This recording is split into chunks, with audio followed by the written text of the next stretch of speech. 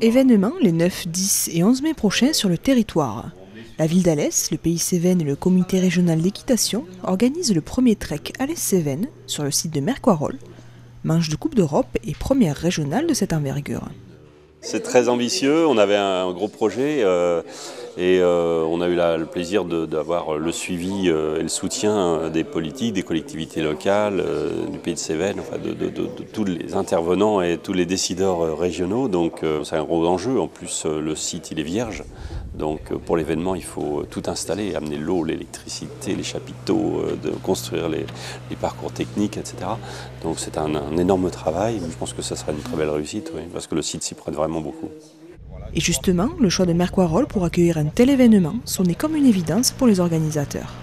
Ce lieu se prête parce qu'il offre beaucoup de possibilités techniques et aussi pour accueillir de nombreux couples cavaliers-chevaux et aussi une multitude de possibilités d'accueil du public. C'est parfois un peu la difficulté donc, du monde équestre, c'est de ne pas avoir vraiment un ancrage territorial pour son développement et vraiment c'est ce qui a été offert par le territoire à l'Alès-Cévennes.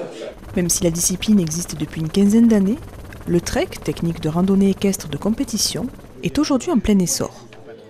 3 épreuves attendent les cavaliers, le parcours d'orientation et de régularité, la maîtrise des allures et le parcours en terrain varié. Alors là, vous allez voir du sport équestre en pleine nature. Voilà, c'est toute l'importance de la discipline parce que c'est une discipline nouvelle qui est ouverte vers l'extérieur.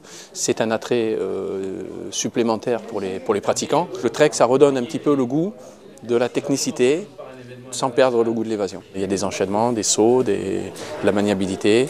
Oui, il y aura du beau sport. Si le nombre exact de cavaliers ne sera connu que début mai, on peut déjà en attendre une cinquantaine venus de toute l'Europe. Pour vos publics, rendez-vous plutôt le dimanche après-midi.